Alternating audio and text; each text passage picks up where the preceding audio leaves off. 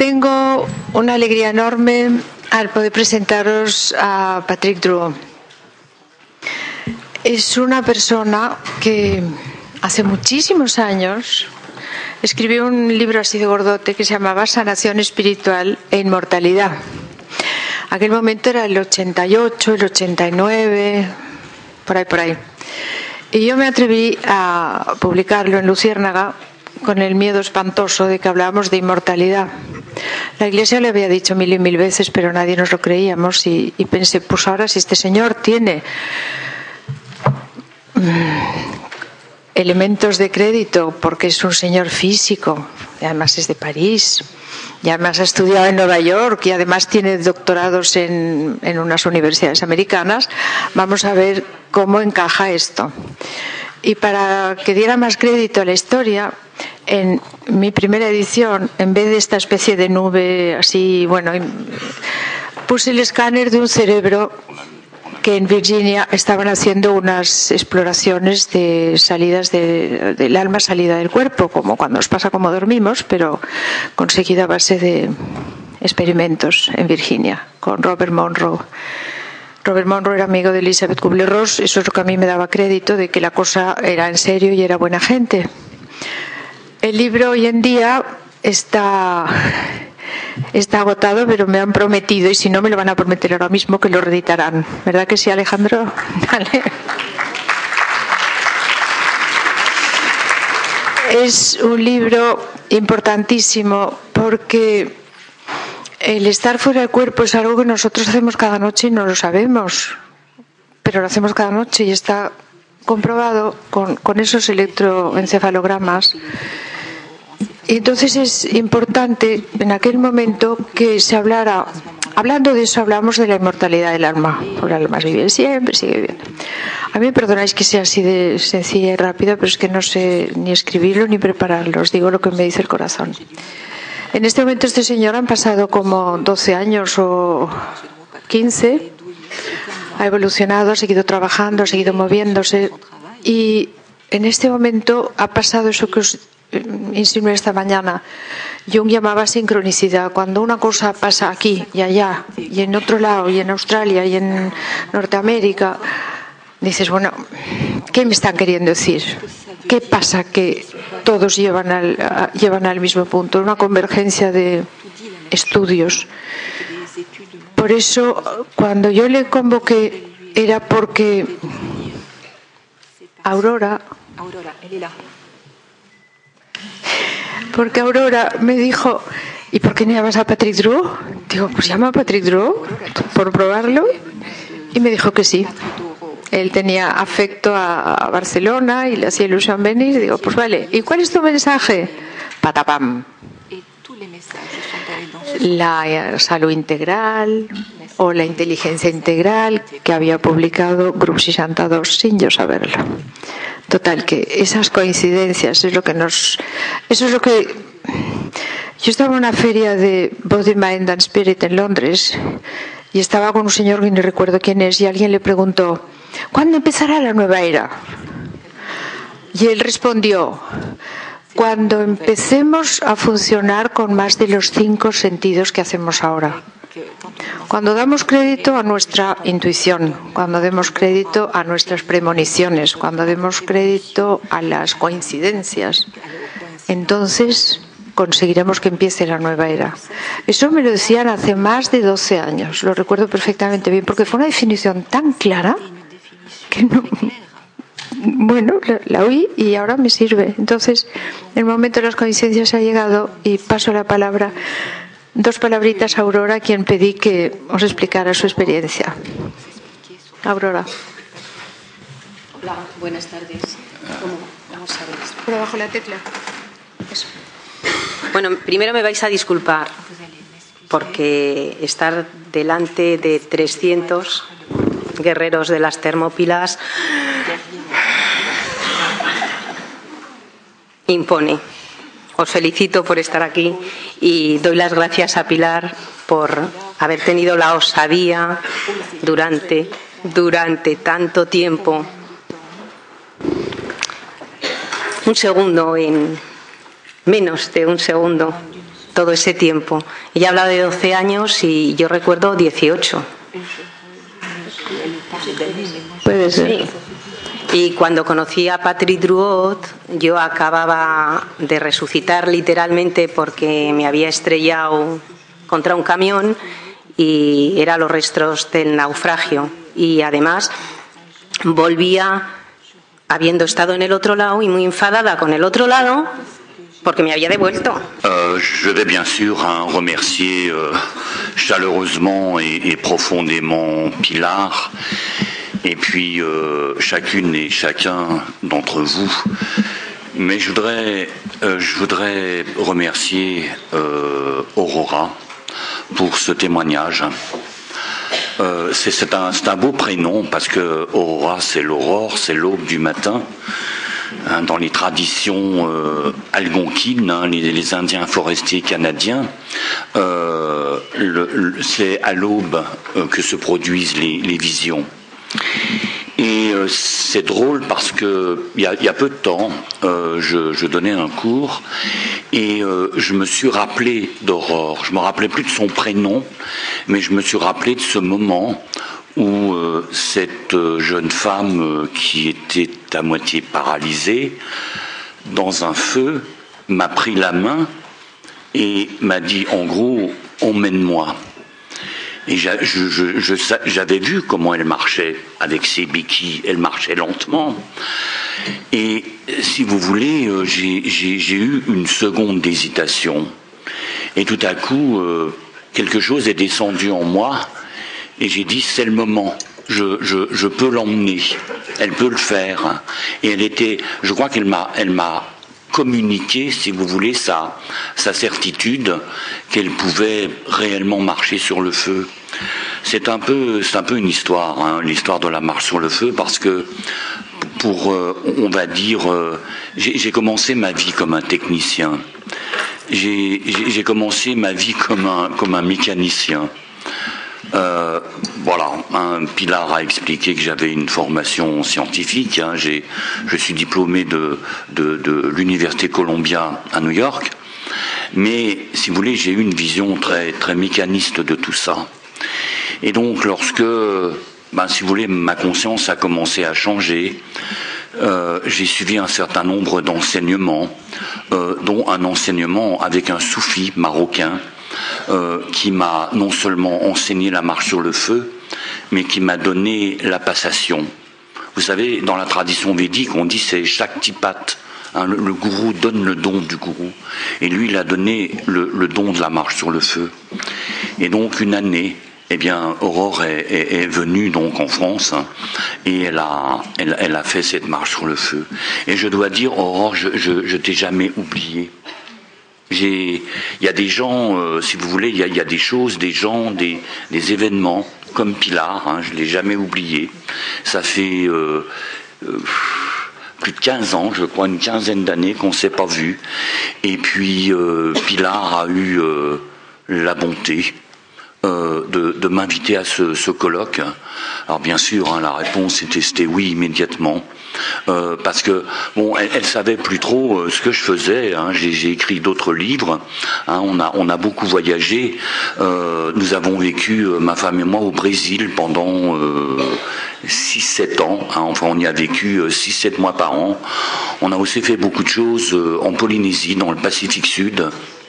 Mais si vous voulez, ça nous a donné la possibilité de penser et de vivre avec des cultures qui sont complètement différentes de la nôtre, avec des structures sociétales qui nous ont enrichis, avec des manières de faire, des manières de percevoir le monde qui sont complètement différentes.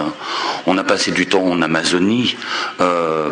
J'ai été vraiment intéressé par ce que vous avez, ce que le docteur Inma a expliqué ce matin avec les bâtons, parce que il y a 2 ans, on a emmené un groupe de Français en Amazonie, et on a fait de la plantation ou du replantage d'arbres. C'est-à-dire qu'on a essayé, à notre petit niveau, d'apporter quelque chose à la forêt amazonienne. Voyez ? Et donc je voulais remercier Pilar, parce que ce sont des gens comme vous qui sont nos relais. C'est-à-dire on peut avoir les meilleures pensées du monde, on peut avoir les meilleures visions du monde, mais c'est un travail de collectivité. C'est vous tous aussi qui êtes des relais, parce que vous nous permettez non seulement d'exprimer ce que nous pensons, mais j'irai même plus loin, vous nous permettez de vivre, et vous nous donnez, je dois dire, des raisons de vivre. Et en ce sens, je suis honoré d'avoir été invité par Pilar et de faire partie de votre collectivité. Alors, beaucoup de choses se sont produites toutes ces dernières années. Je voudrais faire un retour en arrière de quelques 5 ou 10 minutes. Pilar a parlé de ce livre, Guérison spirituelle et immortalité.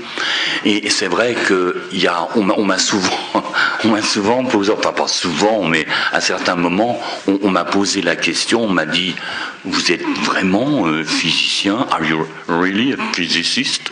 Well, I'm sorry, non? Je dis, je suis désolé, mais voilà.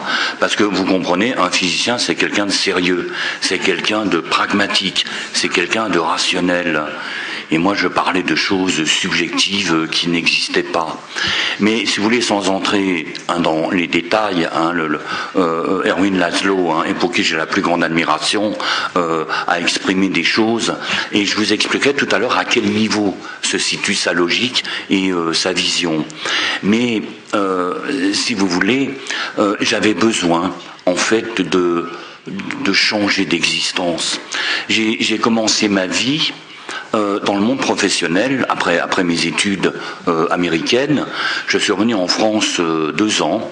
J'ai travaillé pour une société américaine, une société, comme on dit, high-tech, de technologie avancée.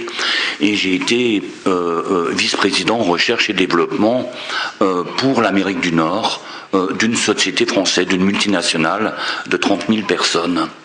Mais il s'est passé quelque chose en moi. Malgré, j'étais le plus jeune cadre supérieur à l'exportation d'une grosse multinationale.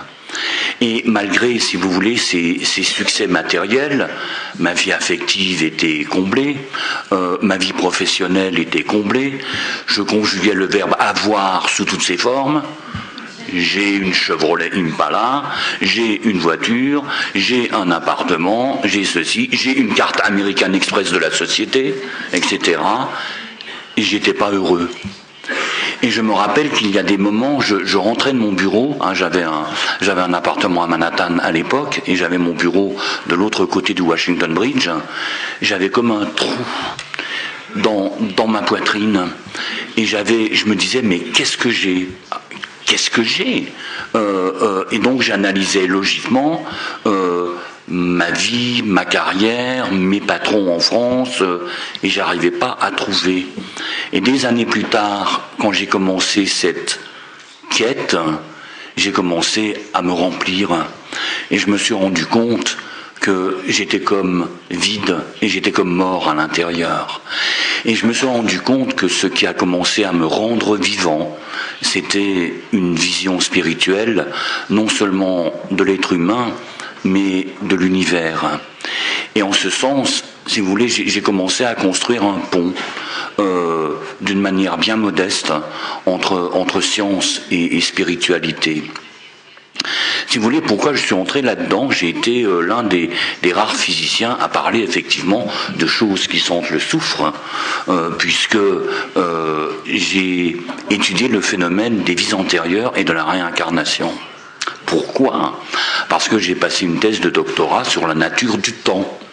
Et donc, l'une de mes stars, de mes stars favorites, c'était Minkowski, qui était le professeur de mathématiques d'Einstein et qui a développé la métrique spatio-temporelle.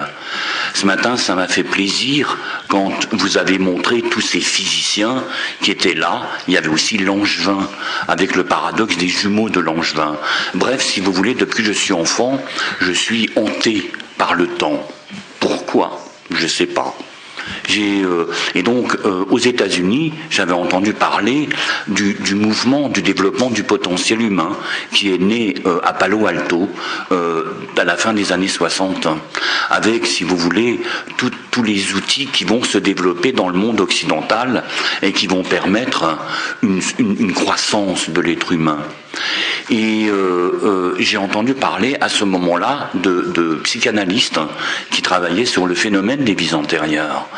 Et donc, j'ai rencontré un psychanalyste à New York lors d'une soirée, et en parlant, il me dit, on travaille sur le phénomène de la réincarnation. Et je lui dis, wow, you believe in this kind of stuff? Vous croyez ce genre de truc? Alors il me dit, on est un peu perdu là-dedans parce que les gens, quand on les sophronise, quand on utilise la sophrologie ou des techniques de relaxation, au lieu de basculer, certains, au lieu de basculer dans des scénarios d'enfance qui pourraient expliquer des problématiques, eh bien, ils basculent vers des scénarios qui ne correspondent à rien, mais qui semblent des scénarios de vie antérieure. Et ce qu'on a aussi observé chez un certain nombre de ces patients, c'est qu'en ayant vécu un vécu particulier, eh bien, ils solutionnent des problèmes qui parfois se traînaient depuis 20 ou 30 ans. Et je dis à cet homme, parce qu'il me dit, on se rencontre 2 ou 3 fois par mois avec des confrères. Et je lui dis, can I join? Est-ce que je peux me joindre à vous? Alors il me dit, ouais, un physicien, ça peut nous apporter de nouvelles idées. Et donc pendant 1 an et demi, j'ai observé, j'ai rencontré des gens qui avaient eu ce genre d'expérience. Et si vous voulez, d'abord j'ai rencontré des gens qui étaient des gens entre guillemets normaux, c'est-à-dire c'était pas des gens bizarres, c'était pas, si vous voulez, des gens qui se laissaient pousser les cheveux et la barbe et qui méditaient sur la montagne. C'était des gens de tous les jours. Et au bout de 1 an et demi, je me suis dit, mais c'est un phénomène qui est éminemment subjectif. Si je voulais garder une sorte d'objectivité scientifique et observer le phénomène de l'extérieur. Mais je me suis rendu compte que je ne pouvais pas parler de quelque chose si je ne l'avais pas vécu moi-même. Et je me suis dit, il faut que je fasse l'expérience. Alors je ne sais pas si j'étais prêt, je ne sais pas si c'était le moment, mais il y a eu une expérience en fait où je suis parti comme une bombe au XIe siècle. Et j'ai décrit la vie d'un homme avec une partie de l'histoire de France qui en fait est la conquête de l'Angleterre par Guillaume le Conquérant. Et j'ai décrit la bataille de Hastings, j'ai décrit les conditions météorologiques qu'il y avait ce jour-là. J'ai donné des tas de détails. Mais après, il y a eu d'autres questions. Parce que si vous voulez, les questionnements, ça ne s'arrête jamais de toute façon. Le jour où on ne se pose plus de questions, ça tourne mal, quoi. Donc, si vous voulez, je me suis dit, est-ce que c'est un livre que j'ai lu? Est-ce que c'est une conversation que j'ai entendue? Est-ce que j'ai piqué quelque chose dans l'univers? C'est quoi exactement? Et en fait, si vous voulez, c'est curieux, parce que c'est à travers mon intérêt sur la nature du temps, à travers le phénomène de la possibilité de la survie des âmes et du retour des âmes, que cette quête a commencé, il y a maintenant presque 35 ans. Alors bien sûr, il y a eu des moments difficiles, surtout dans les années du début, parce que j'étais tiraillé entre 2 mondes. J'étais devenu une sorte de Dr Jekyll, Mr Hyde. Mais si vous voulez, à un moment donné, c'est le côté, on va dire, spirituel qui m'a pris. Et en 1986, à peu près, il y a 25 ans maintenant, et je viens au thème de ce livre que Pilar a traduit, elle en a traduit d'autres, j'ai commencé à avoir une espèce de luminosité autour des gens. Et de temps en temps, quand je parlais à des gens, j'avais comme des flashs sur eux. Je dis... Vous avez une fracture de la clavicule? Oui. Vous êtes tombé de vélo, vous aviez 8 ans. Et la personne me dit oui. Alors elle me dit, mais comment vous savez ça? Je dis, mais je sais pas, quoi. C'est comme des images qui passent. Hein. Des gens, par exemple, qui avaient, je me rappelle d'un homme qui avait un cancer des intestins. Je lui dis, ça va la santé? Ben pas trop, qu'il me dit.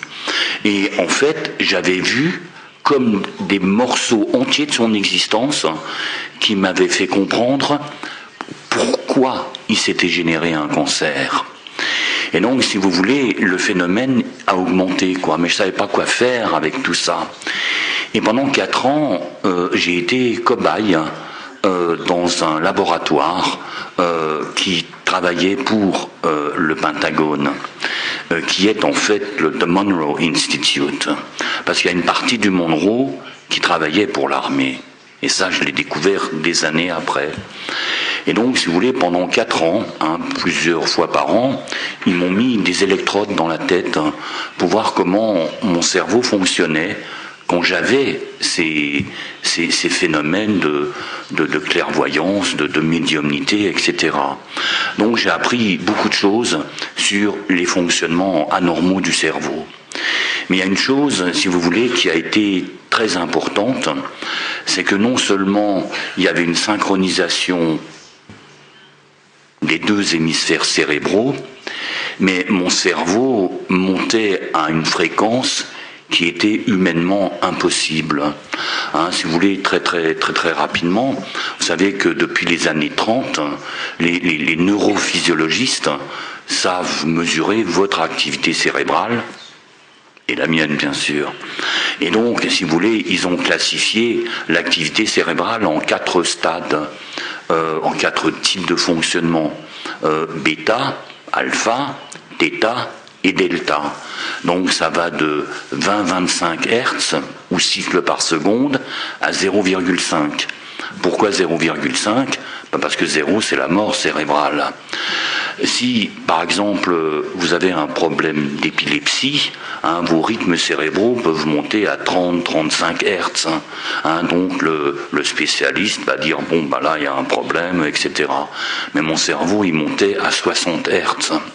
Et donc, si vous voulez, on a appelé ça, les Américains ont appelé ça à l'époque des expériences de surlucidité. Et donc, j'avais un nom de code, je raconte partiellement l'histoire dans ce livre, j'avais le nom de code de TS007, c'est-à-dire Talented Subject, sujet à capacité spéciale 007, quoi. Voilà, c'était comme OSS 117, quoi. Et donc, si vous voulez, ma vie, elle a été, depuis ces 30 dernières années, elle a été jalonnée de choses étranges et particulières, mais qui m'ont fait comprendre que nous vivions dans notre dimension la plus petite, la plus obscure et la plus matérielle. Alors il s'est passé quelque chose aussi, et je veux venir au thème quand même central de ma causerie, où j'en suis aujourd'hui, c'est que pendant 10 ans, j'ai rejeté la science. Je ne voulais plus en entendre parler. J'étais entré, si vous voulez, dans une vision personnelle, spirituelle importante. J'ai étudié la médecine tibétaine, j'ai fait 16 ans de Kriya Yoga, j'ai passé du temps avec des leaders cérémoniels Lakota. On a rencontré le chef cérémoniel de l'île de Pâques, parce que nous sommes allés 3 fois à l'île de Pâques et nous avons vécu 6 semaines dans cette île. Et donc, si vous voulez, j'ai voulu déconnecter de ma culture occidentale, parce que je me suis dit, j'en ai assez qu'on parle de pragmatisme et de rationalisme, alors qu'on est en train de casser la planète. Et puis, il y a à peu près une 15aine d'années, j'ai recommencé à faire des liens avec la physique d'avant-garde. Et donc, je me suis intéressé à des théoriciens et des penseurs, comme le professeur Laszlo, comme Penrose, comme David Bohm. Si vous voulez, des gens qui ont marqué la physique du XXe siècle. Et puis, je suis revenu, la passion que j'ai eue pour la physique, elle m'est revenue. Et donc, j'ai commencé à faire des liens entre science et spiritualité. Alors je ne vais pas vous raconter tout ce que j'ai fait, c'est une autre histoire. Mais si vous voulez, j'ai traversé une crise de conscience dans les années 2000-2002, à peu près il y a une douzaine d'années. Et bon, si vous voulez, je fais de l'accompagnement de personnes, je fais aussi de l'accompagnement de business people. Donc j'utilise des outils que j'ai mis au point depuis et qui sont acceptables pour cette population de gens. Vous comprenez, si vous avez une vision spirituelle, vous n'avez pas besoin de convaincre ou de démontrer les choses. On est déjà en route, mais ceux qui tiennent les rênes là-bas au dehors, c'est à eux qu'il faut expliquer tout ça. Donc il fallait que je trouve des mots et des voies et des méthodes qui soient acceptables pour eux. Alors c'est quelque chose qui a été payant entre guillemets, puisque depuis 3 ans je suis chargé de cours à la première école supérieure de commerce européenne, qui a été classée première et qui est l'école des hautes études commerciales à Paris, HEC. Mais j'ai aussi fait un détour par la Sorbonne. Pendant 2 ans, j'ai enseigné à la Sorbonne. Et donc, si vous voulez, j'ai traversé une crise de conscience parce que je me suis dit, mais malgré tout ce qu'on fait, malgré tous les gens qui envoient de l'amour, qui envoient de bonnes pensées à travers la planète, on continue toujours à se détruire. On continue toujours, si vous voulez, à se faire la guerre. Et il y a quelque chose, il faut faire quelque chose, mais quoi? Il y avait des tas de gens qui étaient déjà en route, et je me suis dit, qu'est-ce que moi je peux faire à mon petit niveau et presque solitaire? Et à l'époque, si vous voulez, est né le concept de pensée intégrale. Il y a eu le concept de pensée holistique qui est né dans les années 80, enfin dans les années 70 plutôt. Holistique, ça provient du mot grec, enfin de la racine grecque holos, qui veut dire tout, qui veut dire entier.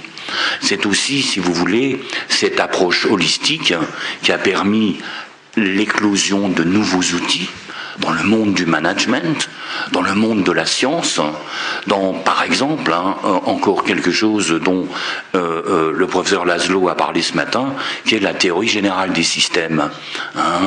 Et donc, pour moi, le professeur Laszlo, entre autres, c'est un systémicien.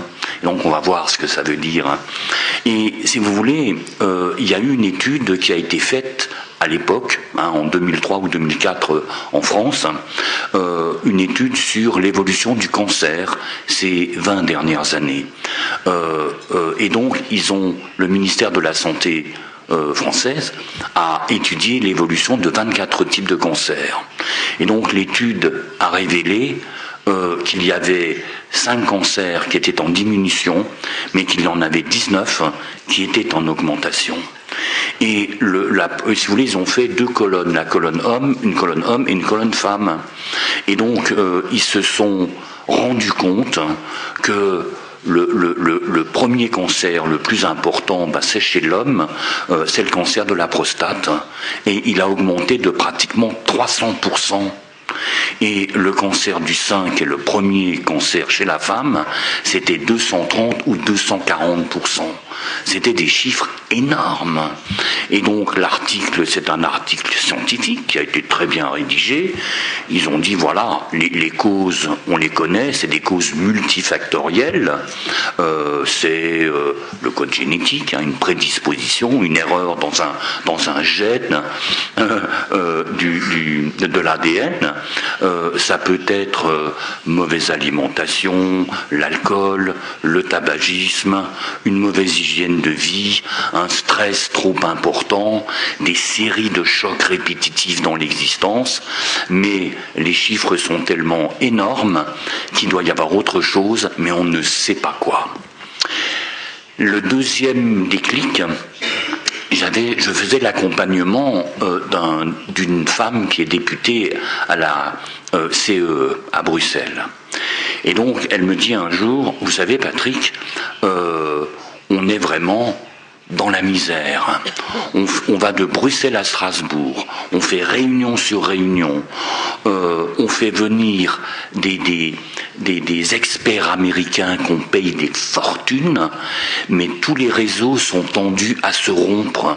Les réseaux économiques, politiques, financiers, les réseaux liés à l'OMS, au monde de la santé. Si nous ne trouvons rien d'autre, nous allons droit dans le mur. Et elle me dit, le problème, c'est qu'on n'a rien d'autre. C'est-à-dire qu'on ne fait que du perfectionnement de méthodes existantes.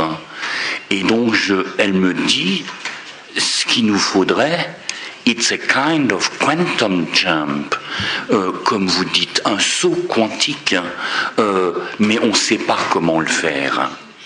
Et vous savez, on dit toujours quand l'élève est prêt, le maître arrive.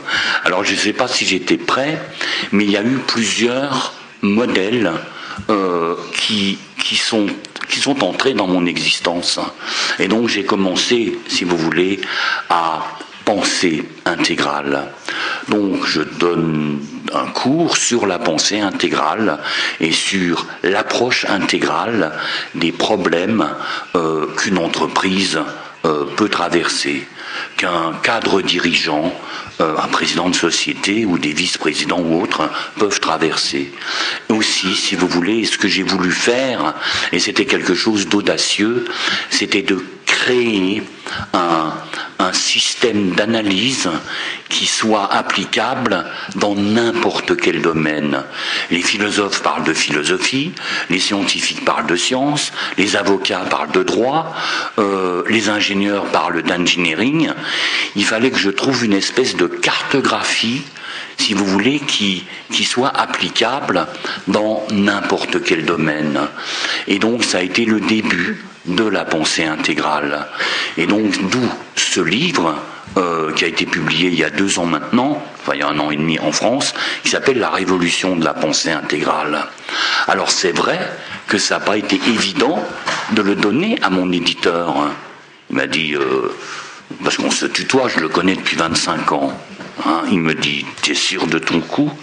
Je lui dis, c'est un modèle qui est en train de faire fureur dans le monde des affaires, aux États-Unis, en Europe, au Japon. C'est-à-dire que la manière de penser et d'analyser, elle ne fonctionne plus. C'est-à-dire que nous sommes dans quelque chose actuellement qui est une pente extrêmement glissante.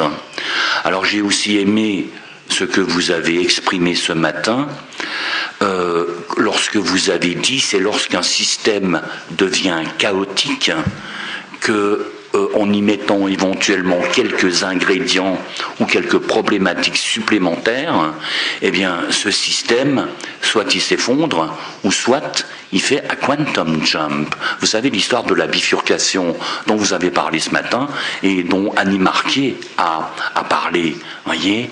Et je me suis dit, mais on est exactement là-dedans. What we need actually is a kind of quantum jump. Et c'est de cela que je voudrais vous parler. Alors je crois qu'il me reste encore 1 demi-heure, 3/4 d'heure. Combien de temps? Combien de temps? Oui, mais combien de temps j'ai? 1 demi-heure. 1 demi-heure, hein. Alors j'ai 1 demi-heure pour vous expliquer 100 000 ans de fonctionnement de l'être humain. Voilà. Mais vous savez, ce qui est intéressant dans la physique quantique, c'est, si vous voulez, c'est sa logique. La logique quantique, c'est une logique paradoxale.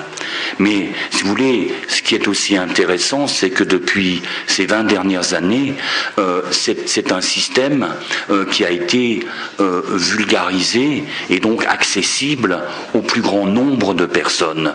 Même si ce qu'on appelle la mécanique quantique s'articule sur un formalisme mathématique extrêmement sérieux. Donc, on va entrer dans la logique paradoxale quantique, 100 000 ans en 25 minutes. Voilà. Vous voyez? Voilà. Si vous voulez, ce dont on a besoin actuellement, c'est d'autres systèmes d'analyse.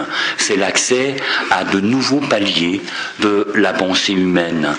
Et donc, ce que l'on ressent, bon, je crois que nous sommes des gens fortunés parce que nous pouvons voyager dans le monde. On était à Turin, moi j'étais à Turin il y a 15 jours, je suis à Lausanne dans 15 jours, le mois prochain je suis à Albuquerque dans le sud-ouest américain, c'est-à-dire qu'on peut prendre, et je suis parmi vous aujourd'hui, ce qu'on peut faire, c'est prendre le pouls du monde. Et donc, si vous voulez, ce qui se produit actuellement, c'est pas un interlude entre de nouveaux systèmes de pensée, mais un saut vers un nouveau palier de pensée humaine. C'est vraiment l'émergence entière d'un nouveau paradigme avec une quête d'un nouvel ancrage. Si vous voulez, la pensée intégrale, d'une manière, voilà, on va dire, c'est une pensée multiniveau et multidimensionnelle.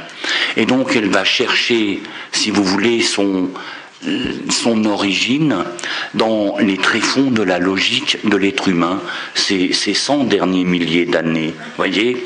Alors il y a aussi quelque chose d'autre, et c'est une pensée provocante. Vous savez que nous politiciens, nos gens de pouvoir, pensent que c'est eux qui font évoluer le monde. Donc Annie Marquet a développé un concept aussi réel, c'est que si je veux que le monde change, il faut que ça commence par moi.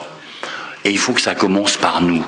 Mais il y a quelque chose d'autre qui commence à se faire jour dans la pensée d'un certain nombre de théoriciens, et dans la mienne, c'est est-ce que les structures sociétales, c'est-à-dire la manière dont le monde fonctionne là-bas au dehors, c'est pas un gigantesque organisme complexe comme Gaïa, comme la Terre.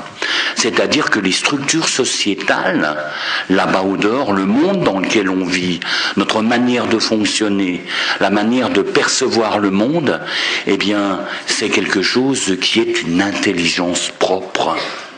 Et donc, cette intelligence propre, elle évolue à une vitesse plus rapide que notre système d'analyse à nous. Vous savez, on parle par exemple de pathologie émergente. Je vais vous donner un exemple de pathologie émergente, c'est le syndrome de panique.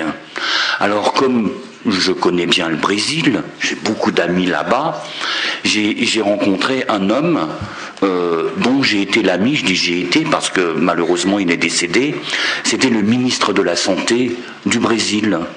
Et donc, grâce à son aide, j'ai développé un département d'études et de recherche en médecine vibratoire. Parce que je connais un petit peu le langage de l'énergie. Donc il fallait avoir une autre logique. Mais si vous voulez, c'est là-bas que j'ai commencé à soupçonner que les structures sociétales, eh bien, c'était une intelligence propre. Et que notre système d'évolution ou d'analyse évoluait moins rapidement que le monde là-bas au dehors. Et donc pour revenir au Brésil, les Brésiliens et aussi aux États-Unis, ils sont affligés d'un problème que la médecine ne sait pas traiter, c'est le panic syndrome, le syndrome de panique. Et il y a 4 millions de Brésiliens qui sont affligés par ce phénomène, et donc on les traite comme des grands dépressifs. Ça n'a rien à voir avec des traumatismes d'existence, ça n'a rien à voir avec la structure d'existence. J'ai rencontré des patrons, un patron m'a dit, toute ma vie, j'ai toujours tout contrôlé depuis mon adolescence, je suis en face de quelque chose que je ne contrôle plus. Donc vous comprenez, dans ces pathologies émergentes, ça veut aussi dire qu'il y a des problèmes émergents. Et donc il fallait passer d'un système de pensée vers un autre palier de la conscience humaine. Et parce que les structures du monde changent à un rythme encore jamais vu précédemment, c'est l'ensemble de nos architectures psycho-neuro-biologiques qui se doivent de changer au même rythme. Sinon, qu'est-ce qui va se produire ? Nous vivons ou nous vivrons dans un monde que nous ne comprenons plus, parce qu'il a évolué trop rapidement. Vous voyez, et c'est vrai que la Terre, elle est en métamorphose, hein, et que nous le voulions ou non, il faut que le changement provienne de directions complètement différentes. Il faut des efforts coordonnés des scientifiques, des artistes, des philosophes, des explorateurs de la conscience humaine, de politiciens. C'est exactement ce que vous faites. Vous sensibilisez des architectes de la modification de la pensée humaine. Ça ne peut pas seulement venir des philosophes ou des spiritualistes, parce que ceux qui sont au pouvoir, ils vont garder ça comme le singe garde une banane. Arracher une banane à un singe, vous allez voir ce qui va vous arriver. Arracher le pouvoir à quelqu'un qui se sent bien là-dedans, ça va pas trop le faire, quoi. Hein. Donc, si vous voulez, il faut les efforts coordonnés. Donc, c'est là où je veux entrer dans l'histoire des civilisations depuis 100 000 ans. Dans les années 60, il y a eu un théoricien qui s'appelait Clark Graves. Et Graves, il a mis au point un modèle qui pour moi est génial. J'ai vraiment compris beaucoup de choses dans le fonctionnement des individus, des institutions et des peuples et des pays. Et si vous voulez, il a appelé cela Emergent Cyclical Levels of Existence Theory, donc la théorie de l'émergence cyclique des niveaux d'existence. Et donc, il a, si vous voulez, on pourrait dire que c'est un psychosociologue, mais c'est aussi on va dire, un spécialiste de l'écologie des populations. Et donc, il a compris, observé, à travers, ça a été l'œuvre de sa vie, comment les cultures planétaires ont évolué à partir de 8 niveaux et 8 structures de pensée. Et donc, voyez, il a compris qu'à l'intérieur de vous, il n'y avait pas seulement une structure psychologique, mais qu'il y avait des systèmes de valeurs, value systems. Et ces systèmes de valeurs vous font percevoir le monde d'une certaine manière. Si je vous dis par exemple, est-ce que vous croyez aux extraterrestres ? Selon les structures qui sont actives à l'intérieur de vous, vous allez percevoir ou répondre à cette question de différentes manières. Vous allez dire, c'est évident, l'intelligence existe partout dans l'univers. Vous pourriez dire, ça n'a pas été prouvé. Vous pourriez dire, les escadres galactiques croisent au large de la Terre et ils vont prendre 144 000 élus. Ou vous pourriez dire, je ne sais pas si les extraterrestres existent, mais s'ils existent, comment est-ce qu'ils fonctionnent, ces gars-là ? Est-ce qu'ils ont des méthodes intéressantes à nous enseigner qui pourraient solutionner les macro-problèmes que nous avons à large échelle ? C'est la même question, perçue et répondue de manière différente. Donc, ce sont ces systèmes de valeurs. Et donc, si vous voulez, est né, je vais me mettre debout, hein. Vous pourrez appuyer sur ici quand je vous le dirai. Si vous voulez, il a créé, enfin c'est pas lui qui a créé ça, c'est venu après, on m'entend ? Oui. C'est venu après, il a créé the spiral dynamics, la dynamique spirale. Et donc dans la spirale, hein, j'ai trouvé un graphiste à Paris, je lui ai expliqué ce que je voulais, et donc il a dessiné cette spirale. Donc je vais aller vite maintenant. Ils ont vu que il y a 100 000 ans, enfin d'abord, si vous voulez, pourquoi les couleurs ? Ben, tout simplement parce qu'au début, si vous voulez, les diapositives étaient en noir et blanc dans les cours. Et donc l'un de ces étudiants, qui va être l'un des 2 théoriciens qui va prendre la suite de Graves, qui est décédé en 1986, eh bien, il va prendre des couleurs froides, chaudes, froides, chaudes, froides, chaudes. Mais l'étude a aussi révélé qu'au fur et à mesure de l'évolution des structures sociétales planétaires, eh bien, on basculait du cerveau gauche vers le cerveau droit. Cerveau gauche, cerveau droit, cerveau gauche, cerveau droit. En plus, on passait de l'individualisme vers le groupe. Égocentrisme, ethnocentrisme, égocentrisme, Ethnocentrique. Ethnocentrique, c'est la raison pour laquelle il va y avoir des couleurs chaudes et froides. Donc, beige, c'était il y a 100 000 ans. Vous voyez, 100 000 ans. Alors bon, les dates peuvent fluctuer, hein, mais je conserve les époques qu'il a données. Beige, si vous voulez, c'est un individu solitaire. Hein. Ce sont quelques familles éparpillées. Il n'y a pas beaucoup d'entraide entre eux. Ce sont des bandes qui vont être simplement... elles vont s'articuler sur la survie, c'est-à-dire ce que la nature nous offre. Donc des fruits, on construit rien, c'est un tronc d'arbre creux, c'est une caverne, etc., etc. Donc si vous voulez, ce sont des populations qui vont être axées sur la survie. Mais ce que Graves avait constaté dans son étude, c'est que tout ce qu'on va voir, eh bien, existe encore aujourd'hui. Lorsque, par exemple, vous perdez tout, brutalement, eh bien, vous retombez en survie. C'est-à-dire que quel que soit votre système de valeurs avec lequel vous fonctionnez, eh bien, vous retombez en code beige, vous retombez en survie. Les populations du Darfour, par exemple, les populations de l'Éthiopie, les populations qui ont tout perdu, le drame que la Syrie vit actuellement, les gens redescendent en beige.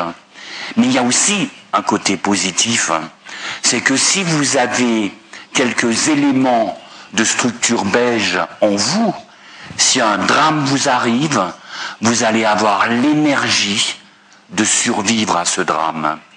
Si un peuple, au niveau vraiment de la population entière, possède des traces de beige, excusez-moi, c'est un peuple qui peut survivre à un drame, sinon il ne va pas survivre. Et puis, vers, en gros, moins 50 000, eh bien, il va y avoir la naissance du clan, de la tribu. C'est-à-dire que la perception du monde, là-bas au dehors, va changer. Qu'est-ce qui va se produire? Eh bien, ce n'est plus des individus isolés, ce sont des clans qui vont se réunir. C'est la naissance des tribus, c'est la naissance du chamanisme mondial. Il va y avoir des êtres investis, des chamans, qui vont voyager vers l'autre monde et qui vont ramener des témoignages. Va naître des éléments de médecine chamanique. On va utiliser des esprits bienfaisants pour travailler sur un malade. Qu'est-ce qui va aussi émerger? Comme c'est une conscience tribale, collective, l'individu, il n'est pas important. Ce qui est important, c'est la tribu. Donc, à ce moment-là, je vais construire des yourtes, je vais construire des tipis, je vais construire des longues maisons, c'est-à-dire des maisons communautaires. Voyez? Donc, je vais aussi percevoir le monde comme habité par les esprits de la nature. Donc, je vais essayer de me les concilier. Je vais reconnaître que le monde possède, qu'il y a plein d'esprits, l'esprit des nuages, l'esprit de la source, l'esprit de la forêt. Et donc, je vais essayer de m'en faire des alliés. Le fait de conscience tribale, ou si vous voulez ce qu'on appelle mauve, existe dans les entreprises aujourd'hui, parce qu'il y a les tribus d'entreprises. Vous voulez fédérer des gens dans une entreprise, faites-les travailler ensemble, créez un clan, vous créez une tribu d'entreprise. Vous avez fait quelle école? J'ai fait l'école des arts et métiers, je suis ingénieur des arts et métiers. Ah bon, moi aussi. Vous faites partie du même clan, vous vous reconnaissez. Qu'est-ce que vous faites? Je suis spiritualiste. Ah bon? Au revoir. Vous voyez, etc. Mais vous rencontrez quelqu'un d'autre qui envoie de l'amour sur la planète, vous allez dire, on fait partie du même clan. Vous voyez? Donc, aussi, c'est des structures, si vous voulez, pour la première fois dans l'histoire, il y a eu la relation de cause à effet. Comment? Bien, par exemple, une tribu a vu une vache qui mourait lors d'une pleine lune. Et donc, dans leur conscience de l'époque, la lune étant vivante, eh bien, ils vont faire des cérémonies de pardon à la lune pour qu'elle ne mange pas les vaches. Voyez ? Donc ça va être la naissance des cérémonies, ça va être la naissance des rituels. En 2004, on a passé quelque chose de difficile, hein, ma femme et moi, parce qu'on a vécu le tsunami en Thaïlande. Et donc, on en a été sur la liste des disparus du ministère des Affaires étrangères. Mais on l'a pris de plein fouet, voyez. Et, enfin, c'est une autre histoire, mais simplement, je voulais vous dire que dans les jours qui ont suivi, les pêcheurs de la côte d'Andaman, ils ont fait une cérémonie de pardon à la mer. C'était en 2004. Ils ont été des milliers, sur plusieurs centaines de kilomètres, à faire une cérémonie de pardon à la mer pour que la mer ne mange plus leurs enfants. Ça remonte à 50 000 ans, ça existe encore aujourd'hui. Donc, vous comprenez, il y a des manières de faire, des logiques qui vont se faire. La musique, par exemple. En musique, qu'est-ce qu'on va trouver ? Les rythmes de tambour. Vous vous intéressez au chamanisme ? C'est quoi un tambour ? Un tambour, il est fait de peau, c'est-à-dire d'un animal qui un jour a été vivant, et il est fait de bois, c'est-à-dire d'un arbre qui un jour a été vivant.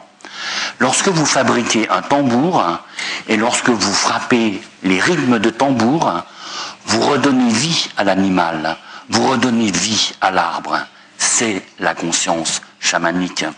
Alors elle a failli disparaître de la planète, mais il y a eu un réveil des premiers peuples de l'humanité ces 30 ou 40 dernières années. Pourquoi ? Parce que nos structures de conscience sociétales, planétaires, ont commencé à changer. Il y a encore 50 ans, c'était pas possible. Voyez ? Donc je passe les détails sur la manière dont on passe de code couleur en code couleur, mais si vous voulez, rouge va apparaître. Rouge, c'est le guerrier, c'est le barbare, c'est le vas-y seul, si vous voulez, c'est le fonceur. Donc ça va être l'époque des invasions, l'époque des guerres. C'est rouge, c'est quelqu'un qui fonce. Si vous voulez, c'est des systèmes de valeurs qui sont actifs dans un individu ou dans une population entière. Donc, si vous voulez, ils vont tout casser. Qu'est-ce qui va se produire en architecture ? La naissance des châteaux forts, la naissance des forteresses. Pourquoi ? Parce que là-bas au dehors, le monde est menaçant. Il faut se défendre. Soit je me défends, soit j'attaque. La médecine, elle est plus que rudimentaire. Avant, il y avait une médecine chamanique, hein, avec les plantes, avec les esprits, bref, si vous voulez. Là, rouge, il n'y a pas grand-chose. Il est trop blessé, on l'achève, quoi. Hein, comme ça, on est tranquille. Voyez, hein, il est trop malade, oui, je sais, il me reste encore, mais il n'y a pas de problème, hein, je vais y arriver. Hein. Donc, si vous voulez, rouge, il existe encore aujourd'hui où, chez les gangs de rue, lorsque deux gangs se font la guerre entre chefs de bande, il y a toujours un vainqueur et il y a toujours un vaincu. Voyez, quand des peuples se livrent une guerre, si ce sont des guerres rouges, eh bien, il va toujours y avoir une fin, parce que c'est la loi du plus fort. On verra tout de suite après, si vous voulez, en bleu, ce sont des guerres idéologiques, et donc ça ne s'arrête jamais. Mais en rouge, ça s'arrête, voyez. Donc rouge, il a commencé à tout casser, quoi. Et donc est apparu au niveau des structures sociétales chez un nombre de penseurs qui ont structuré leur population ou leur pays, les valeurs bleues. Bleu, ce sont les lois, les règles, l'ordre. La médecine d'aujourd'hui, c'est une médecine bleue. Elle fonctionne par protocole. Si vous faites de la lithothérapie avec les cristaux, par exemple, eh bien, vous allez utiliser des structures de ce niveau-là. Vous allez dire, la turquoise, c'est bon pour ça, le rubis, c'est bon pour ça c'est bon pour ça, ça c'est bon pour ça c'est bon pour ça, etc., etc. Mais si vous voulez, comme les lois, les règles, l'ordre surgissent, vont aussi surgir ce qu'on appelle les religions du livre. c'est-à-dire les grandes religions de l'humanité, à partir du Coran et de la Bible. Donc, si vous voulez, va aussi naître tout ce qui se termine par isme, c'est-à-dire l'extrémisme.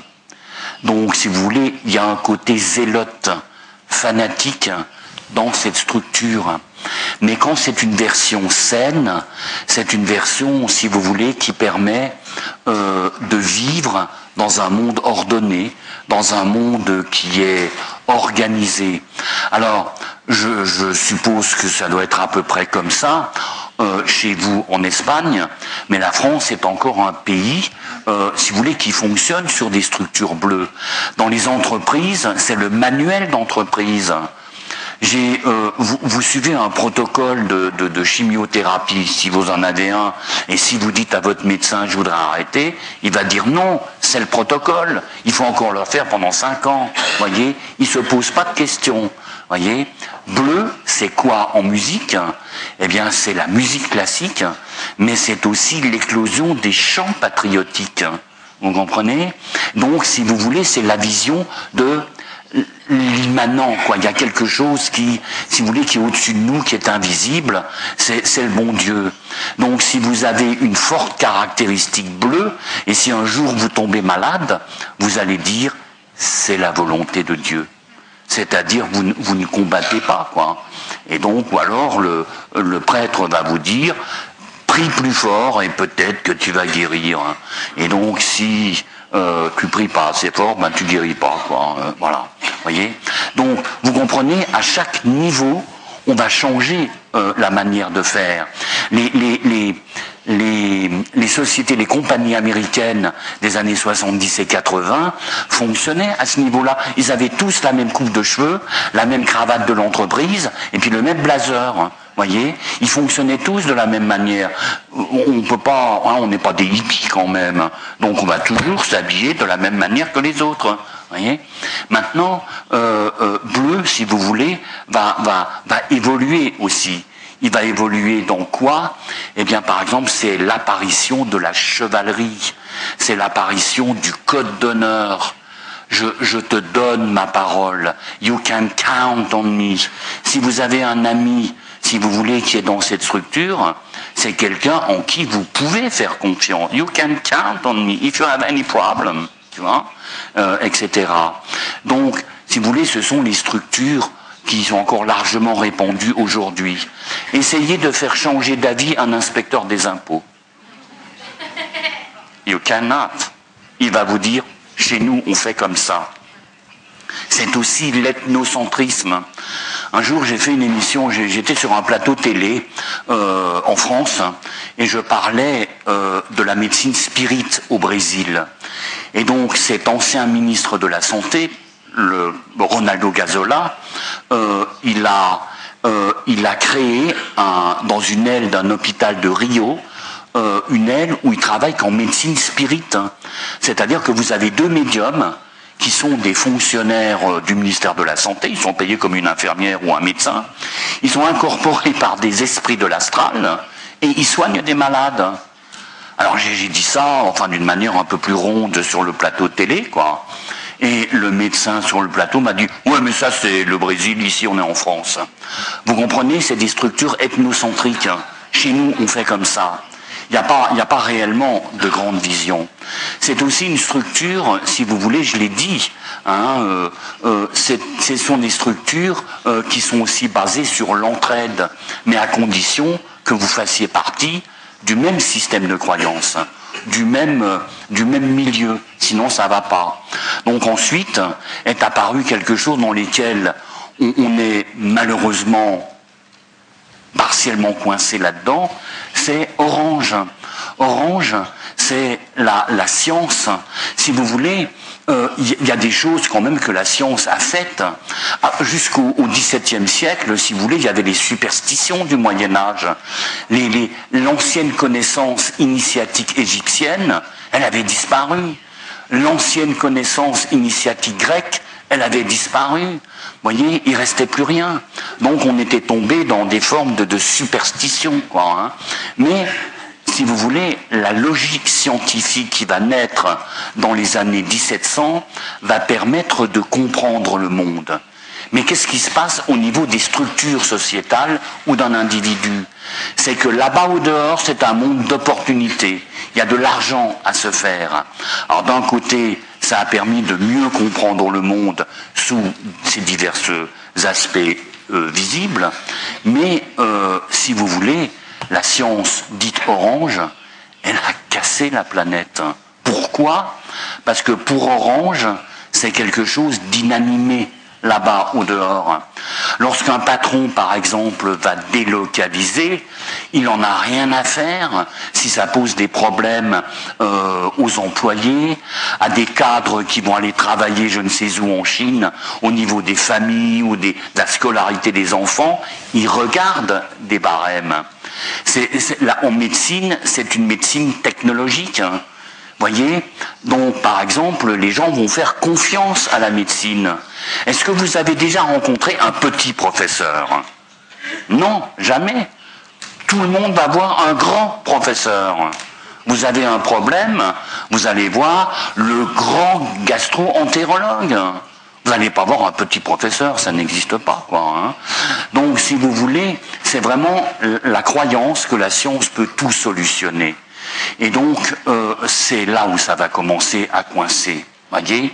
Mais dans les années 1850, eh bien, va naître l'humanisme, les premiers courants socialistes, qui vont surtout naître fortement à partir des années 60. Alors, je ne veux pas vous faire un cours de sociologie, mais vous savez qu'il y a eu les beatniks, la Beat Generation des années 50.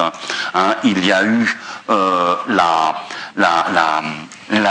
contre-culture avec Timothy Leary, il y a eu de Peace and Love, il y a eu, si vous voulez, des mouvements de foule qui ont permis l'éclosion du mouvement du développement du potentiel humain à la fin des années 60 et dans les années 70, donc à l'école de Palo Alto, voyez, en Californie.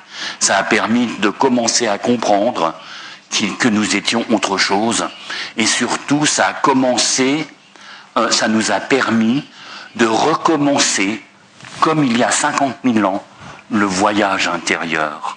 Pour la première fois depuis très longtemps, peut-être pas chez les mystiques ou certains religieux, mais pour la population occidentale entière, un certain nombre d'individus ont réouvert la porte de l'écosystème intérieur.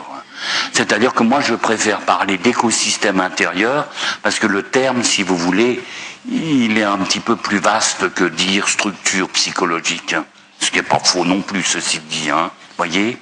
Et donc en vert, eh bien c'est l'humanisme, c'est-à-dire que il n'y a plus de leadership. Par exemple, on ne parle pas de leader, mais on va parler de facilitateur. Le médecin n'est plus un médecin, c'est un partenaire thérapeutique, hein, voyez. Mais c'est un passage vers qui est excessivement intéressant, mais qui est difficile à passer. Pourquoi? Et c'est vrai qu'on a beaucoup réfléchi sur ce qu'était vert, parce que vert, si vous voulez, ne produit pas. Vert, pour l'instant, si vous voulez, il rejette tout ce que Orange a mis en place. Et donc, on a commencé à comprendre que pour passer vers de nouveaux paliers supérieurs, il fallait passer d'orange vers vert et puis enfin vers jaune. Vert, si vous voulez, c'est vraiment les thérapies humanistes. Ça a donné naissance à la psychologie humaniste de Maslow, ça a donné naissance à la PNL, ça a donné naissance au coaching, ça a donné naissance, si vous voulez, à la divulgation de ce que l'on appelle les thérapies alternatives, etc., etc. Et puis, Graves a fait une constatation dans les années 60. C'est-à-dire que dans ses tests et dans ses évaluations, il a rencontré des gens qui, neuronalement, n'étaient pas câblés sur la même fréquence que le reste des individus. Et donc, il s'est rendu compte que c'était pas un raffinement de niveau précédent, que c'était une nouvelle population d'individus. Et donc, il a parlé de premier tiers de la spirale, et puis il a donc parlé de deuxième tiers. Et il a vu l'émergence d'un nouveau palier de la conscience humaine. Et donc, par exemple, ça va donner naissance à de nouvelles théories scientifiques. Par exemple, le professeur Laszlo va parler de champs d'information. Il va parler de champs akashiques. Un scientifique orange va dire mais arrêtez avec ça. C'est pas de la science, ce sont des suppositions. Alors pourquoi? Parce que neuronalement ils peuvent pas envisager autrement. Voyez. Et donc quand on passe vers jaune, à ce moment-là, on entre dans ce qu'on appelle la vision intégratrice et une vision systémique. C'est-à-dire, et vraiment je résume, pour la première fois, vous allez commencer à prendre conscience que tout ça, là-bas au dehors, eh bien ce sont des force fields, ce sont des champs de force, ce sont des champs d'énergie. Donc, quand je donne mes cours à HEC, à l'école de commerce en France, je dis 2-3 choses qui sont un peu provocantes. Je leur dis, essayez d'imaginer que le projet sur lequel vous travaillez soit une intelligence complexe.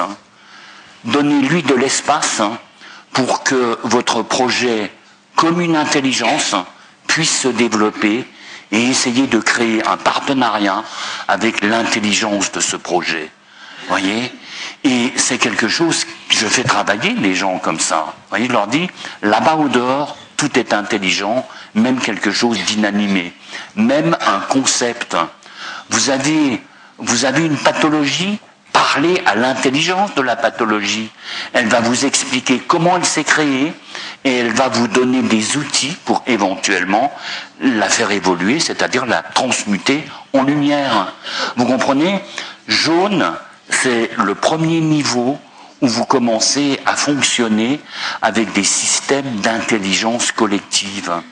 Parce que, bon, voilà, je suis désolé, mais vous comprenez, je me suis aussi dit, mais il y a des outils, par exemple, thérapeutiques, ou des outils managériaux, comme l'intelligence collective, mais au niveau de la structure, de la complexité des individus, ils n'ont pas atteint ce niveau-là. Donc on utilise mal ces outils. Comment faire? Et là on rejoint tout le travail sur l'intelligence cardiaque. Intégrateur, pourquoi?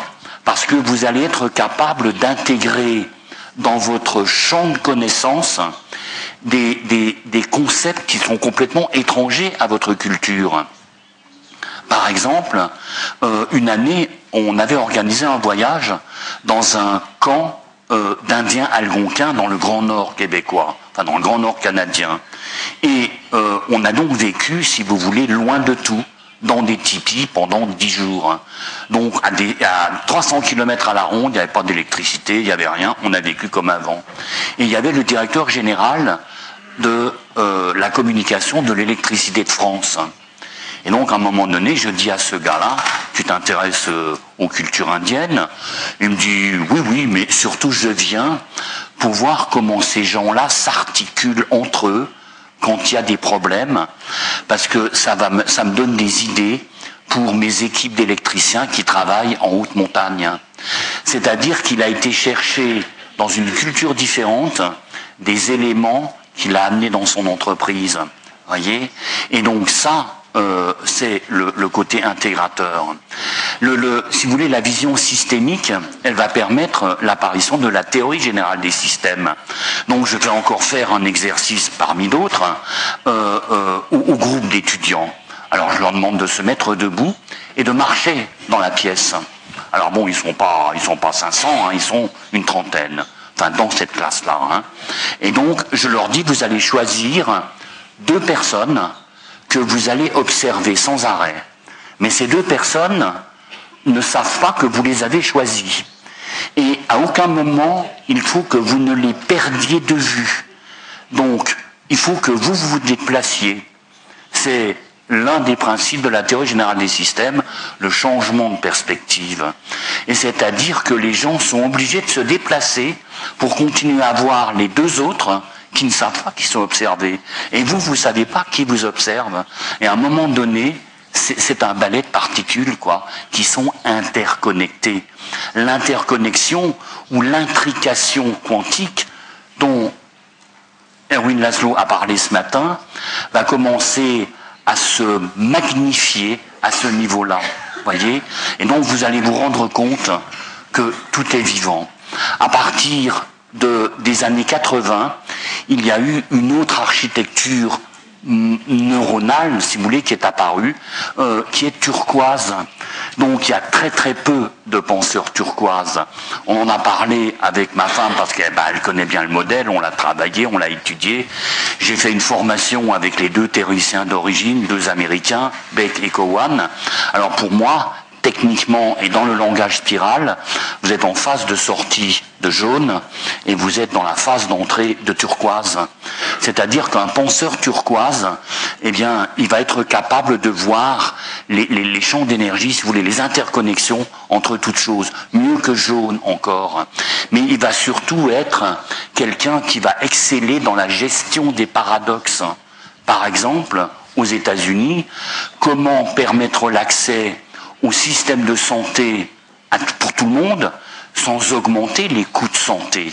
Ça, c'est des choses réelles, voyez. Comment, par exemple, permettre à 7 milliards ou à 10 milliards d'êtres humains de se nourrir. Vous avez expliqué qu'on en avait la possibilité, mais si les gens neuronalement ne sont pas câblés à ce niveau de complexité, ils ne sauront pas comment faire. Ou tout simplement, ça sort de leur cadre de perception, voyez.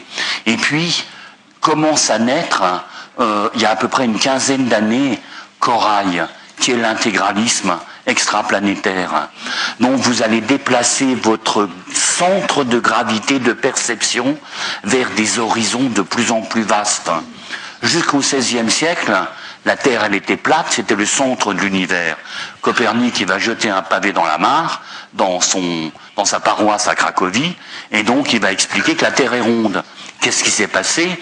On est passé vers le géocentrisme, vers, si vous voulez, l'héliocentrisme. C'est-à-dire que la Terre n'était plus le centre de l'univers, mais c'était le Soleil. Donc on est passé de géo vers héliocentrisme. Mais quand les Américains ont marché sur la Lune en 1969, eh bien on est passé de l'héliocentrisme vers une vision galactique. C'est-à-dire que là-bas, au dehors, eh bien, l'univers est vivant. Parmi les personnages, et je vais tout doucement conclure, hein, parmi les personnages que j'ai rencontrés, qui ont marqué mon existence, j'ai très très bien connu, et je me suis rendu plusieurs fois chez lui, c'est l'astronaute américain Edgar Mitchell. Ed Mitchell, il a été le chef de la mission Apollo 14 et il a été le chef de mission et le pilote. Voilà. Alors vous savez, c'est pas tous les jours que vous pouvez rencontrer non seulement un astronaute, mais aussi quelqu'un qui, comme Tintin, a marché sur la Lune. Vous voyez ? Et si vous voulez, bon, je vous raconte rapidement. Vous savez que tous les astronautes, c'est un club très fermé, hein,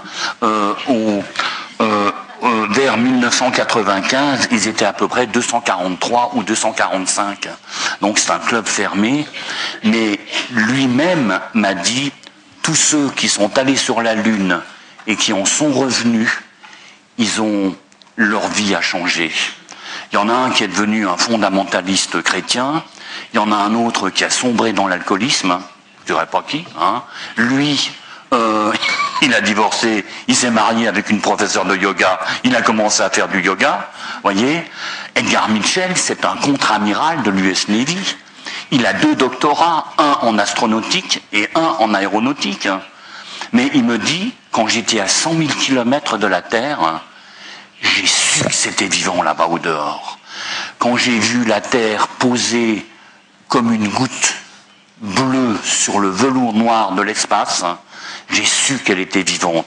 Ne me demande pas comment. Don't ask me how, but I knew it. J'ai su. Et tout à coup, j'ai compris que l'univers était vivant.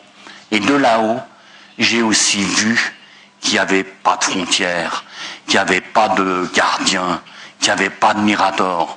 And all of us, we are citizens of the earth. Nous sommes des citoyens de la terre, voyez. Et ce sont des mots prophétiques, eh bien, que l'on commence à utiliser aujourd'hui. Alors, j'ai largement dépassé mon temps, pas trop, 10 minutes, voilà. Mais je voudrais, si vous voulez, je vous montre ça, parce que c'est les signaux électriques que le cœur génère et qu'on appelle taux de variabilité cardiaque, heart rate variability. Alors, vous comprenez, il faut respirer des sentiments d'amour, il faut respirer des sentiments d'estime. Mais si vous êtes dépressif, ou si vous êtes quelqu'un de colérique, vous n'allez pas tellement y arriver. Alors je me suis dit, comment est-ce qu'on peut faire? Parce que je l'ai dit à un journaliste hier, j'ai dit, la maman qui court à l'école avec ses enfants, et puis après qui court à son bureau, elle a peut-être pas le temps de méditer. Il faut qu'on trouve quelque chose qui soit rapide, pratique, et qui permette à l'architecture de la conscience d'évoluer. Et donc, je me suis dit, le taux de variabilité cardiaque, c'est un ensemble de signaux électriques. Donc, si vous voulez, voyez, les signaux électriques, là, ils ont la même hauteur, c'est-à-dire la même amplitude. Lorsque vous avez cette amplitude identique, vous êtes en cohérence. Le terme de cohérence en science, ça veut dire que vous emmagasinez, enfin vous prenez peu d'énergie extérieure, mais vous avez un rendement maximal. Vous êtes en cohérence lorsque vous vous sentez en forme, lorsque vos idées sont claires. Vous êtes incohérent lorsque vous êtes fatigué, lorsque vous n'êtes pas bien, etc. Et donc je me suis dit, ça, si vous voulez, c'est un signal cardiaque au centième de seconde. Voyez ? Et donc je me suis dit, mais est-ce que je peux transcoder le taux de variabilité cardiaque d'une fréquence en longueur d'onde, travailler sur cette longueur d'onde et le rendre audible. Et donc j'ai un copain qui a un laboratoire du son à Paris, c'est un musicien de conservatoire, mais il a une double formation aussi d'ingénieur du son. Et donc j'ai été le voir il y a 5-6 ans maintenant, et je lui dis, écoute, je voudrais créer un son qui reproduit le taux de variabilité cardiaque. Parce que, si vous voulez, ce qu'on a observé, et ce qu'on observe sans arrêt maintenant, c'est que lorsque lorsque votre cœur entend ce son, il se cale sur ce son, voyez? Et donc on passe d'un état vers un niveau. C'est-à-dire un état, c'est passager. Vous faites une méditation, vous vous sentez bien. Mais lorsque, 1 heure après, vous avez des tas de choses à faire, welcome back to craziness, retour vers la folie, voyez. Donc, il fallait aller vers un niveau. Et donc, j'ai commencé à parler de restructuration neurocardiovasculaire. C'est-à-dire, on donne au cœur un nouveau référentiel. Et à partir de là, on a vu des choses étranges, des disparitions de cancer, des disparitions de maux de tête, une accélération de la régénération cellulaire pour des gens brûlés. Il y a quelqu'un qui est en réanimation cardiaque, elle va en sortir maintenant, parce que elle est morte, elle a eu un arrêt cardiovasculaire, et donc dans un hôpital parisien, elle passe le son plusieurs heures dans la journée. Et ça, c'était il y a 10 jours, et donc ils ont vu une régénération cardiaque qui était anormalement élevée, quoi. Donc, si vous voulez, c'est ce que j'enseigne aussi, c'est-à-dire que si votre cœur passe d'un mode de fonctionnement vers un mode de fonctionnement plus élevé, et s'il ne bouge plus, toute votre architecture, elle va changer. Je vous garantis qu'elle change. Parce qu'on l'a vu maintenant sur, on va dire, presque quelques milliers de personnes. Alors ça remonte à 5-6 ans seulement, c'est encore neuf, c'est encore récent, mais on commence à avoir de l'expertise. Alors je voudrais prendre 3-4 minutes et je voudrais vous faire une expérience. Je voudrais vous faire faire un épisode de cohérence neurocardiovasculaire. Voilà. Alors, est-ce qu'on peut mettre le son? Alors d'abord, si vous voulez, on a mis des nappes de violon. Mais au bout de 2 minutes, vous allez entendre un son. Et donc, on a eu un choc, mon ami et moi, parce que le son que vous allez entendre, ça ressemble à un bol tibétain. Mais ce n'est pas un bol tibétain, c'est un son électronique. Donc, c'est le son que votre cœur émet dans votre poitrine. Voyez? Et ça, c'était quelque chose d'émouvant. Est-ce qu'on peut mettre le son? Faut lui dire, ouais, ok.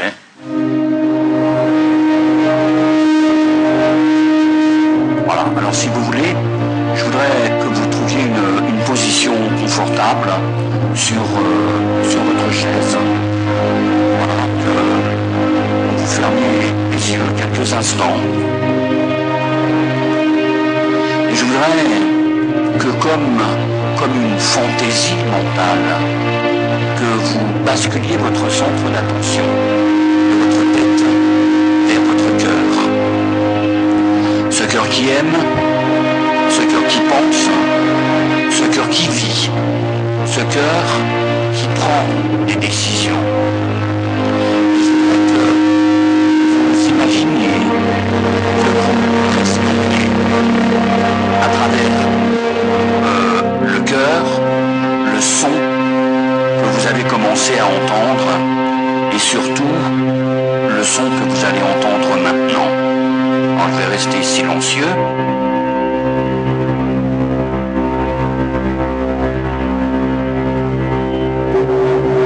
Voilà, c'est ça. Et c'est ça qui nous a tellement...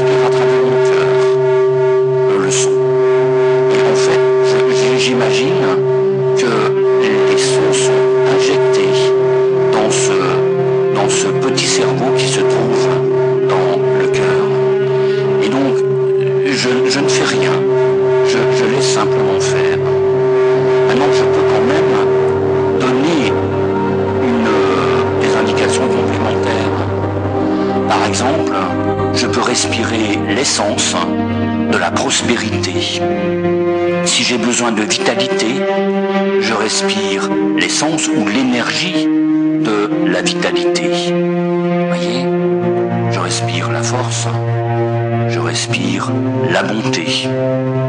C'est parfait puisque tout à l'heure vous allez entendre Marie-Lise. Voilà.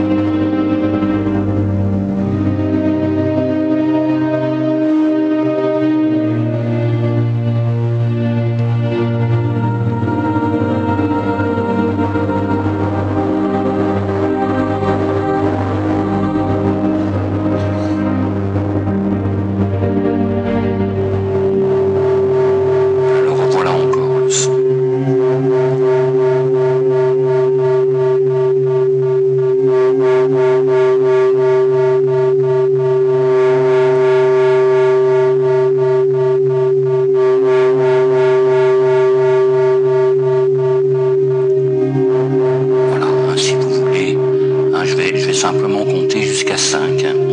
Et puis à 5, nous prendrons une respiration profonde. Et nous allons ouvrir nos yeux. 1, 2, 3, 4 et 5. Voilà, une respiration profonde. Et on ouvre les yeux. Ce que Annie Marquier disait tout à l'heure, c'est ça en fait. C'est-à-dire qu'il y a 7 cerveaux. Et donc, si vous voulez, l'horloge biologique ou biocorporelle la plus importante, c'est le cœur. C'est la raison pour laquelle c'est le maître du rythme. Et donc, cette horloge, cet oscillateur, va embarquer, entrainment, hein, c'est le terme exact, hein, va entraîner toutes les autres horloges biocorporelles, cerveau droit, cerveau gauche, rhinencéphale, cerveau limbique, hein, le petit cerveau solarien, cerveau intestinal des ostéopathes, et puis un autre cerveau qu'on oublie fréquemment, c'est votre épiderme. C'est un cerveau. Vous voyez, voilà. Maintenant, qu'est-ce qui va se produire? Bon, il y a une stabilité émotionnelle. Les gens apprennent plus rapidement. Hein, on a vu des choses intéressantes au niveau de la faculté d'apprentissage, mais aussi de ce que j'ai appelé une fluidité neuronale.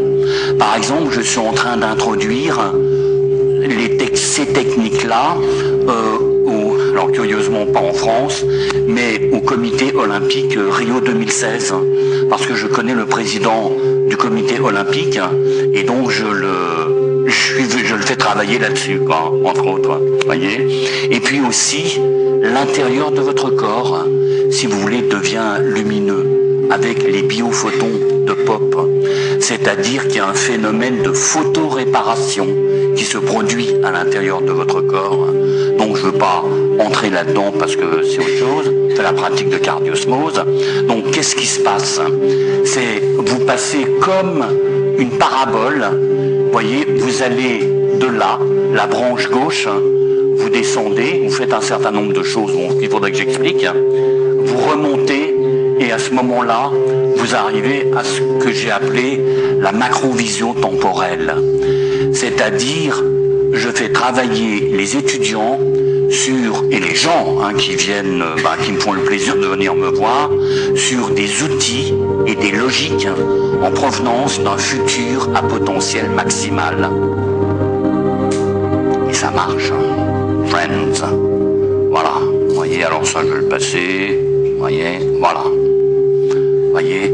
Donc, je crois que parmi tous les challenges auxquels nous faisons face, celui-ci, c'est un challenge exceptionnel. J'étais intéressé par votre courbe aussi ce matin. Moi, j'ai une autre courbe, je l'appelle la dérive stratégique. Hein. Soit, si vous voulez, il y a vraiment ce saut quantique, hein, ou alors il y a une perte de l'élan initial et un risque de disparition vraiment réel d'un grand nombre d'espèces sur la Terre, quoi, y compris éventuellement la nôtre. Hein. Mais il y a une chose que j'ai apprise, c'est que par-delà toutes nos guerres et toutes nos folies, nous sommes aussi infiniment grands, infiniment nobles et infiniment précieux. Et en ce sens, il est important que nous prenions bien soin les uns des autres. Merci beaucoup.